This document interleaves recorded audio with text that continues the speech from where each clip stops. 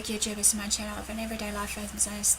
As you're following me right now, I'm just doing everyday video series right now. If you're new to my channel, just based on my everyday life story of Asperger's syndrome versus OCD, depression and the like, and hopefully that you guys can just, get to know me as a person outside the label mentality of these diagnoses that I have, regardless what it may be. As we know, basically, so, many people tend to, misconceive or misunderstand me for some apparent reason, whatever it may be, even though many people may think, they know what I'm not talking about, or vice versa, they know what they're talking about when I'm being addressing to the UTs. But everyone's different of their, way of living, of how they go with their everyday life, regardless what it may be. Also, as you're fully aware, if you're following me right now, also, I have been doing some other, video series of certain everyday topics that I feel to address that's been close to my heart, and hopefully that some of these will be of relevance to you. Feel free to some of those videos that I've been sharing to share with your family, friends as support and all this, so that hopefully we can connect one way or another, because as you know, we're all about connecting one another. So I also want to just quickly have a heads up to the ones that has been following my channel. Thanks for support so far, and thanks for watching me and actually giving me that motivational, up and go of just to keep doing my videos, because some of these parts that I have been sharing to you all, I've been getting really good positive feedback of some of yours that, some of them you can relate, or some of them you feel that I've been sharing is actually really great to actually bring out, because obviously hopefully in the near future many people will actually just be able to relate one way or another, or just be able to know that I'm there for them regardless what it is, even though I may be on the forced growing right now, even though many people know me right now about basically just, outside the screen of it all, as well as a person. So without further ado though, before I run out of time, as always, basically, I'm going to be talking about today, hopefully, about, shall we say, the hype of these, persistent cancer myths, just not to believe them all. It's going to be, I don't know the actual proper title yet, but bear with me while you're following me or watching me on this video, sort of thing, of what I'm going to share with you all. So I humbly apologise in advance. I'm just trying to pre-collect what I've been researching versus just my everyday, training and all that, hopefully, as well as just my life experiences put all together and mixed into one, hopefully to gain a better understanding, as I said, about me, as well as hopefully others out there like me. But as we know, basically, as we look around doing our research or googling around certain words or certain stuff that we want to know about, be it, for this classic example, googling cancer, basically, we are obviously faced with of pages of certain, information and certain, data, and that comes into play with certain information that we research. And also the number of maybe YouTube videos we search up every day, we seem to know that, especially in this existence of what I'm sharing with you all, basically, when we are on YouTube looking up certain videos, I don't know, in our case, or my case exactly, because I'm all about health science, because I love to, research and do more on that, as well as versus technology, trying to keep up with what's going on in the technology world versus, the health world versus all these other, correlations of everyday situations. And I want to address to you all basically is, if we want to look up for certain cancer cures or any other cures, it's really vague or seems really vast and broad, and sometimes that 9 times out of 10, as I said before, that it's all about how we look after ourselves. It's what we eat, how we change our lifestyle and all that. It's not always, some of us isn't always, curable of certain everyday situations that we've faced, regardless of what it is. But as we know though, as technology is evolving and growing so fast, the problem with this is, for us, basically, we know that, in this day and age with technology, gathering up information, resources from every part, from Wikipedia versus Google versus YouTube versus whatever resource we use as our, part of our reference tool. We need to be in mind though, that some of this information, or much of it, has been proven best inaccurate, or at its worst can be really misleading, and it can dangerously mislead to others, thinking in their mindset that all of this is true, when we need to actually, do our careful research ourselves, regardless of trusting these sites, because not every soda is 100% accurate with the information. We need to basically know where we get our information from, and also at its worst, regardless what it is, hopefully we can weigh up the pros and cons versus, also knowing that there are plenty of certain, evidence-based reports that are, easy to understand, pages about certain everyday topics what we want to read from, like hearsay, what I'm choosing to you all today about, the myths about, cancer, which I know basically that there are a lot of different types and forms of cancers out there, basically, and we question to why that's happening for a lot of, people going through cancer, young and old. But, just to bear in mind though, before I continue with these myths, is like, I'm thinking to myself, especially for the young ones, like in my age group that are getting cancers, you question to why it's happening, as well as maybe, as someone said to me, that sometimes babies get cancer, which is scary, how cancer comes about and everything. So hopefully that maybe in the near future there will be a proper form of treatment, regardless of not this radiation, chemotherapy and all the drugs that we take, to actually slow down the progress of, the tumours and whatnot that goes on in our bodies, but then again, we just need to be in mind what's to come. Okay, also, despite the fact of our research and that, sometimes it's hard for us to distinguish or to know about which is fact from fiction, because as I said before, due to, a lot of research of the inaccuracy of certain information that's given may look and sound perfectly, understandable to a point, but then it's only barely scratching the surface if we were to scratch it and looking at that evidence. Many continually will perpetrates think that, the truths become unstuck. I want to set the record straight here of these 10 myths, cancer myths today though, however, while you're with me, while listening to me here. Okay, as we know that some of this will be driven by some of the evidence that I've been researching up, sort of thing. I'll put some links below, hopefully, of what I've read up so far if you want to know more of what I'm sharing with you all, hopefully, so that you can get a better understanding of all this. So, bear with me on that. But then again, not all of this evidence are not by rhetorical anecdotes. Some of this is described what the reality of research is actually showing to be true. So, okay, the 10 myths that I want to address to you all, okay, is number 1, cancer is a man-made modern disease. Number 2 is superfoods can prevent cancer. As you know, and aware that I was sharing about superfoods, right, like in of the series, and everyone has had their say so far on what I've shared so far on a couple of pages that I linked it up to on Facebook. That's fine, it's cool. Many people don't agree with what I said there, but that's alright, because as I said, everyone's entitled for their own opinion. I humbly apologise if it's not to your taste and what have you, but it's just what I've learned versus research versus just my training and all that, as I said before. So bear with me on that. Number 3 though is acidic diets can cause cancer. Number 4, cancer has a sweet tooth. Number 5, cancer is a fungus and sodium bicarbonate is the cure. Number 6, there's a miracle cancer cure. Number 7, the Big Pharmaceutical are suppressing it, your big Pharmac company. Number 8, cancer treatment kills more than it cures.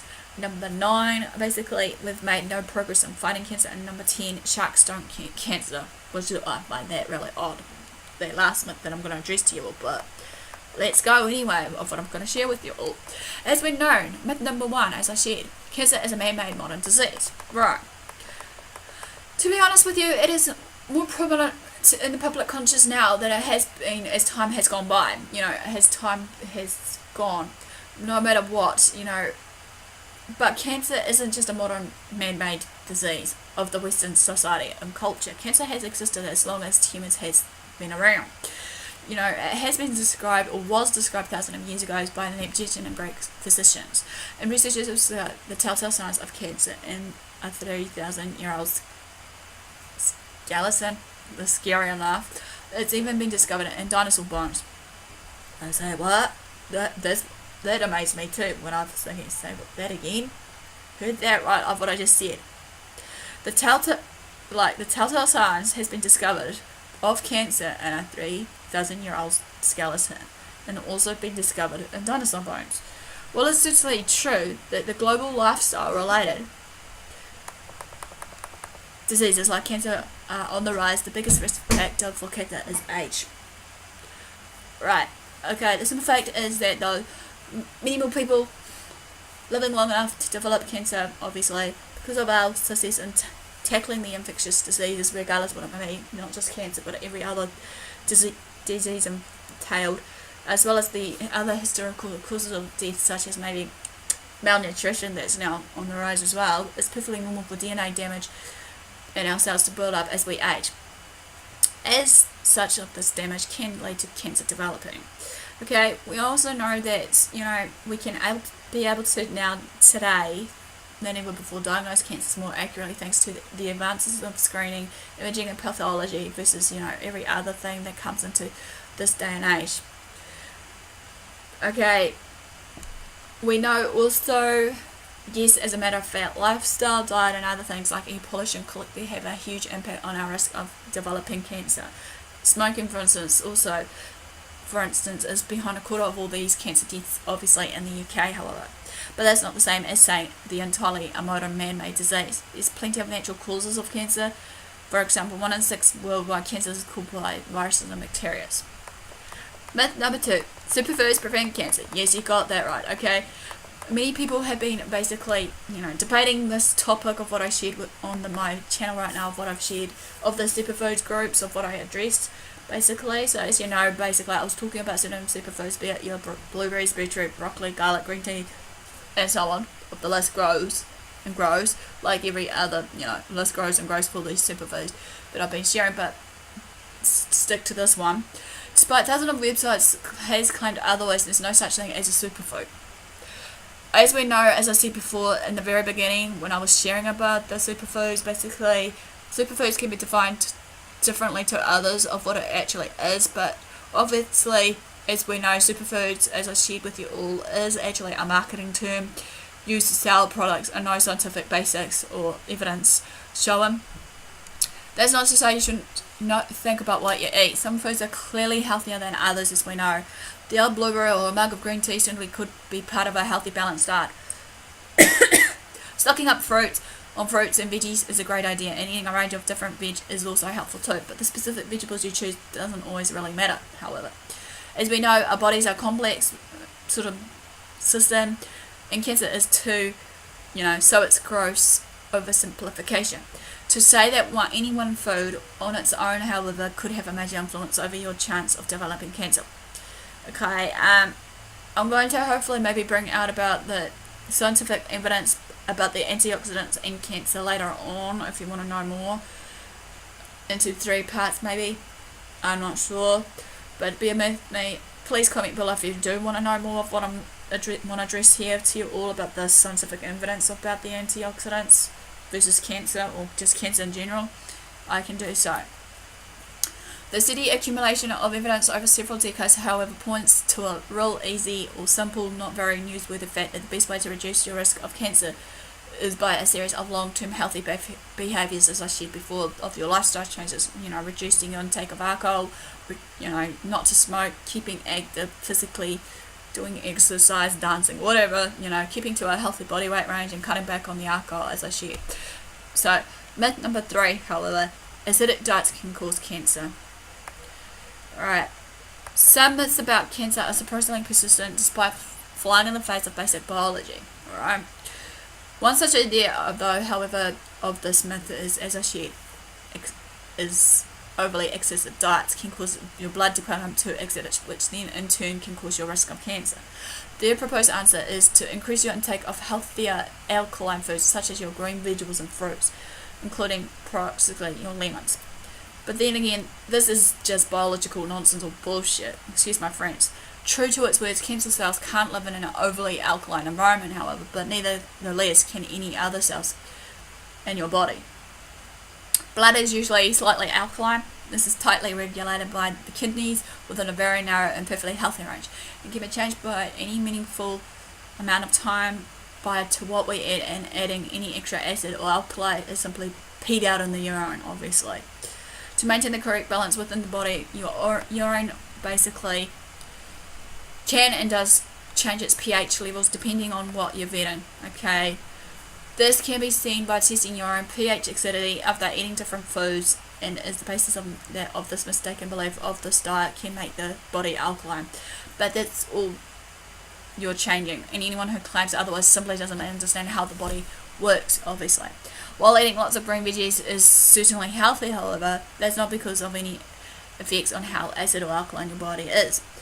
This is simply a term called acidosis, which basically means here is this is a physiological condition that happens when your kidneys and lungs can't keep up with your body's pH levels, which pH, obviously, if you don't know what it's defined as, is a measure of acidity and balance.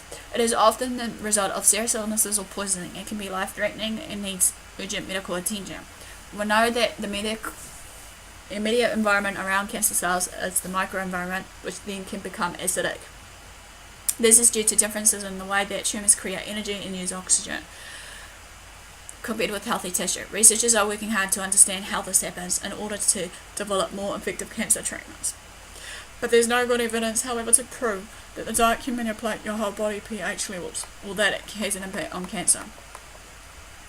Myth number 4, cancer has a sweet tooth. Another thing we see a lot of is that sugar apparently feeds cancer cells, suggesting that it should be completely banished from a patient's diet. This is an unhelpful oversimplification of a hugely high complex area that we're only just starting to understand. Sugar is a catch-all term. It refers to a range of molecules including simple sugars found in plants, glucose and fructose. The white stuff in the bowl on your table is called sucrose and is made from glucose and fructose stuck together. All sugars are carbohydrates, commonly known as carbohydrates, molecules which are made from your carbon, hydrogen and oxygen. Carbohydrates, whether from your cake or carrot, can get broken into your digestive system to release glucose and fructose. These get absorbed in the bloodstream to provide energy for us to live. All our cells, cancerous or not, use glucose for energy, however. Because cancer cells are usually growing very fast compared with healthy cells, they have very particularly high demand for this fuel. There is also evidence that they use glucose and produce energy in a different way from healthy cells. Researchers are at the moment working to understand the differences in energy usage in cancers compared to the healthy cells and trying to exploit them to develop better treatments, including the interesting but far from proven drug, the DCA. But all this doesn't mean sugar from cake, sweets and other sugar foods specifically feeds cancer cells as opposed to any other type of carbohydrates, however. Our body doesn't pick and choose what cells we need the fuel from and get that energy. Converts pretty much all the carbs we eat to glucose, fructose and other simple sugars in the diet that is required regardless, and they get taken up by the tissues where they need the energy. Both the acidic diet and sugar feeds cancer myths distort sensible dietary advice, of course. Nobody is saying that eating a healthy diet doesn't matter when it comes to cancer. You can read more about this on this website that I'm going to give to you in the link. But dietary advice must be based on nutritional scientific fact. When it comes to offering diet tips to reduce cancer, research has shown the same old boring healthy eating advice still holds true to this day. Your fruit, vegetables, fibre, white meat, fish and good. Too much fat, salt, sugar, red oil, processed meat and alcohol are less so. Myth number 5, cancer is a fungus and sodium bicarbonate is the cure. This theory has come about from not very observant observation, however, that cancer is always white. One obvious problem with this idea, apart from the fact that cancer cells are clearly not fungal in origin, that the cancer isn't always white. Some tumours are, however, but some aren't. Ask any pathologist or cancer surgeon that has been dealing with it, or even just Google up the images. But make sure you don't eat it before your lunch or dinner or any other time of day that requires food. It might gross you out. Proponents of this theory say that cancer is caused by infection by the fungus candida and that tumours are actually body's attempt at protecting itself from this infection. But there's no such evidence to show that this is true again. Plenty of evidence going back at least as far as 1902 that it starts from the faults of our own cells. Furthermore, plenty of perfectly healthy people can be infected with candida as part of the very normal array of microbes that live in and on all of us. Usually our immune system keeps candida in check, but infections can get more serious in people with compromised immune systems, such as those who are HIV positive. The simple solution is apparently to inject tumours with baking soda, sodium bicarbonate. This isn't even the treatment used to treat proven fungal infections, let alone cancer alone. On the contrary, there's good evidence that high doses of sodium bicarbonate can lead to serious, even fatal consequences.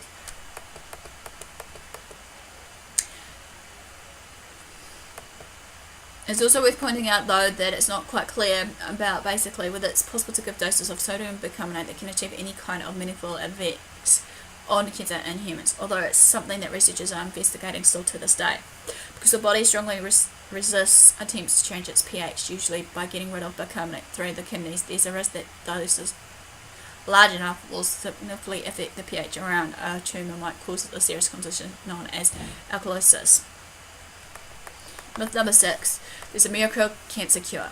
From cannabis that we hear about, of marijuana and the like, basically, to your coffee enemas, the internet awash us with videos and personal anecdotes about the natural miracle cure for cancer and every other, day stuff that is a cure for these type rewarding medical substantial things of marijuana versus what I've just shared. But extraordinary claims require extraordinary evidence. YouTube videos and Facebook posts are emphatically not scientific and evidence enough, and aren't the same good quality peer-reviewed evidence. In many cases, though, however, it's impossible to tell whether patients featured in such anecdotal sources have been cured by any particular alternative treatment or not. We know nothing about their medical diagnosis, stage of disease, or outlook, or even if they actually had cancer in the first place. For instance, we don't know what the other cancer treatments they may have had before they led to this theory of their own. In many cases, it's we only hear about the success stories, which is true enough, about what the people have done that have tried it and not survived. The dead can't speak, obviously, and often people who make bold claims for miracle cures only pick their best cases without presenting the full picture.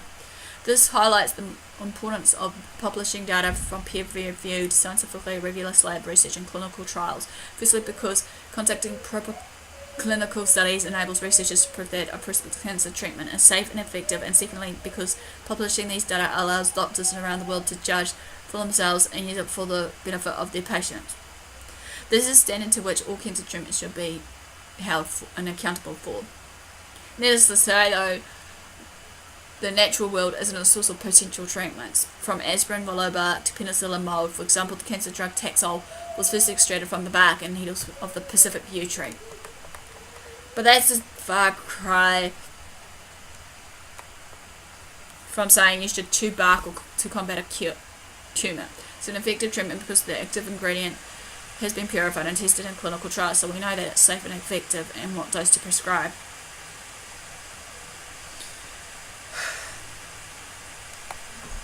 Myth number 7. And Big Pharmac are suppressing it.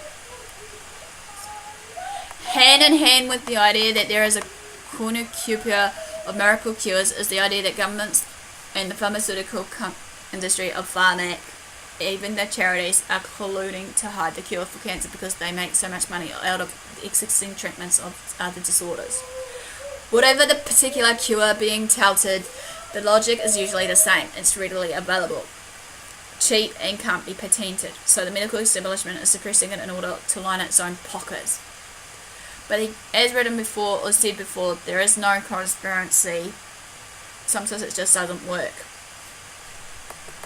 Problems with conventional medicine don't automatically prove that alternative cures will work, however. To use that metaphor, just because a car sometimes crashes doesn't mean that flying cups are a viable transport option. It simply doesn't make sense that pharmaceutical companies such as your big ones, Pharmac, would want to suppress a potential cure. Finding a highly effective therapy would guarantee huge worldwide sales. And the argument that treatments can be patented doesn't hold up. Pharma companies are often not stupid, and they are quick to jump on promising avenues for active therapies. There are always ways to repackage and patent molecules, which could give them an return on the investment required to develop and test them in clinical trials, costs that can run into many millions if the treatment turns out to work. Finally, it's worth remembering that while all human, even politicians and the big pharma companies, executives, and cancer can affect anyone, people in pharmaceutical companies, governments, charities, and the wider medical establishment all can and do die of cancer too. Myth 8. Cancer treatment kills more than it cures. Let's be clear here, as we know, no matter what form of cancer treatment we have, whether it would be chemotherapy versus your radiotherapy, is no walk in the park for each and one of us. The side effects can be tough for each and one of us depending on what stage we're at of this. After all, treatments that are designed to kill cancer cells will inevitably affect the health of cells too, as we know. And sometimes, sadly, treatment doesn't work. We know that it's very difficult to treat the late stages of cancer that has spread throughout the body, however. While treatment can provide relief from symptoms of prolonged life, it's not going to be a cure for advanced, sufferers. Surgery is still the most effective treatment we have for cancer, provided it's diagnosed early enough for an operation to be done so. And radiotherapy helps cure more people than cancer drugs. Yet, chemotherapy and other cancer drugs have a very important part to play in this cancer treatment. In some cases helping to cure the disease, and in many other cases helping to prolong survival. The claims on the internet chemotherapy is only 3% of effective are highly misleading and outdated, and are explored in more depth in these 2 posts from the Science-Based Medicine blog. It is important to point out that an increasing number of cases that the drugs do for work. For example, more than 96% of all men are now cured from testicular cancer, compared to fewer than 70% in the 1970s, thanks to a part of a drug we helped to develop called cisplatin. And 3/4 of children with cancer are now cured, compared with around a quarter in the late 1960s. Most of them are alive today directly thanks to chemotherapy. We know that we still have a long way to go until we have effective kind of treatments for all types of cancers. And it's important that doctors, patients and their families are realistic and honest about the best options for treatment, especially when cancer is very advanced. It may be better to opt for treatment aimed to reducing pain and symptoms rather than attempting to cure the disease, which is your palliative care. Balancing quality and quantity of life is also important, always going to be an issue also in cancer treatment, and it's one which each patient must decide for themselves. Myth number 9. We've made no progress in fighting cancer. This simply isn't 100% true. Thanks to many advances in research, survival cancer from cancer has doubled in the UK over the past 40 years, and death rates have fallen by 10%. Over the past decade alone, in fact, half of the patients now survive at least 10 years. By definition, these figures relate to people treated at least 10 years ago. It's also likely that the patients being diagnosed and treated today have an even better chance of survival. There's still a long way to go. There are some cancers where progress has been made much slower, such as lung, brain, pancreatic and esophageal cancers, and then in some cases you lose someone you love to cancer, and feel as though no progress has been made at all. That's why we're working so hard to beat cancer sooner rather than later, to make sure that nobody loses their life prematurely to this disease. Sharks don't have cancer. Myth number 10. Obviously, yes they do, basically. Obviously this ends basically the myths to debunk about cancer, basically, hopefully just to gain a better understanding, basically to the lead on of the superfoods debate that I had on my channel, basically on the, fighting cancer. Even though I know, like I said before, everyone's entitled for knowing what's going down there for their information. So, and also, guys, please give me the likes or thumbs up for support. Also, subscribe to my channel if you haven't done so for daily weekly vlogs. So hopefully I'll be doing it daily, but if not, it might be just once or twice a week. Let you know my schedule of an update soon enough. Hopefully, if you don't see me around, don't fret, I'm around. Just private message me on Facebook, AspieAnswersAll, if you need someone to talk to, or just follow me on that, as well as basically Twitter, AspieAnswersAll. Feel free to also share my videos to family and friends. And thanks for your support so far, for the ones that have been loyal to me, as well as thanks for watching. All they do, love what you do, do what you love what you do, love one another, love yourself, basically. And until next time, I'll see you all again soon.